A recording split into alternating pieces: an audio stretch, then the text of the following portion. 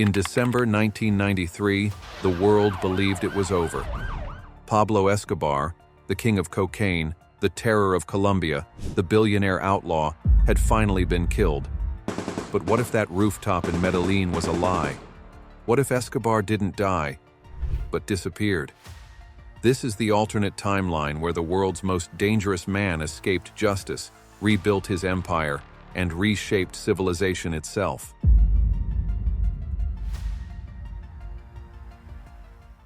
In this version of history, the firefight of 1993 ends differently. The search block storms the building, but the body found isn't Escobar's. A double, a perfect decoy. The real Escobar, aided by loyal sicarios and corrupted police, vanishes into the dense Colombian jungle. For months, he hides among FARC rebels, buying protection with gold and fuel. News agencies claim he's dead. The world moves on. But deep in the Amazon, the legend is reborn.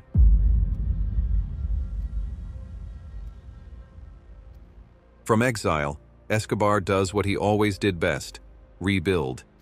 He creates La Confederación del Sur, a unified network linking the remnants of the Medellin Cartel, the Cali Cartel, and new partners in Mexico, Peru, and Bolivia. He replaces brute force with strategy, using billions in hidden offshore accounts to buy politicians, judges, and generals. By 1998, his influence reaches from the Andean mountains to the streets of Los Angeles. Planes vanish from radar, ships appear under false flags, and for every ton of cocaine seized, 3 more reach their destinations. To the poor, Escobar becomes a ghostly Robin Hood.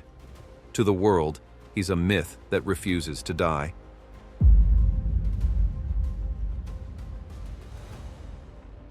By the early 2000s, Escobar's empire evolves into a narco-state.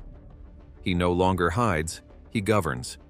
Entire provinces are controlled not by politicians, but by his lieutenants. Taxes are replaced by protection fees. Police forces become cartel militias. His influence spreads beyond drugs.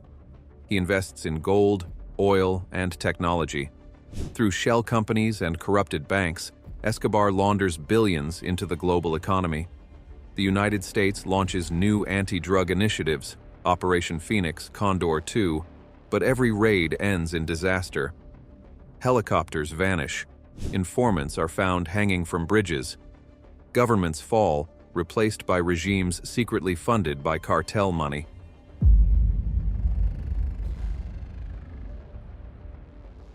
By 2010, Escobar's black economy becomes vital to the world itself. Drug money fuels stock exchanges. Major corporations, unknowingly or deliberately, depend on cartel liquidity.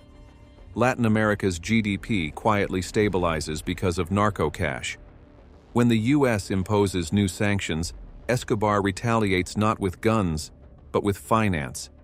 He crashes markets, manipulates currencies, and triggers a global recession. The IMF can't explain it. Economists call it the invisible war. For the first time in history, organized crime holds the world hostage, not with violence, but with economics. The longer Escobar lives, the more his empire mutates.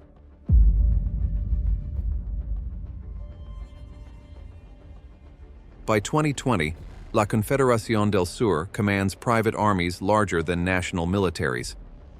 Drug routes turn into trade routes. Governments pay stability fees to avoid retaliation. When a South American president attempts to nationalize cartel lands, his plane explodes mid-air. The message is clear. Sovereignty has a new master. The rule of law dissolves. Narco-lords run ministries. Judges vanish. Entire generations grow up under the banner of Escobar's code, loyalty or death. Escobar's empire infects the planet. Europe drowns in synthetic drug wars. Africa becomes the next smuggling corridor.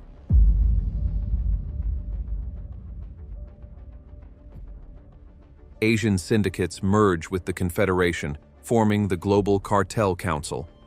Soon, the cartel's reach is so vast that it destabilizes global order. NATO debates intervention but hesitates. its leaders compromised by money and blackmail. In this new world, the real superpower isn't America, China, or Russia. It's the invisible empire of organized crime.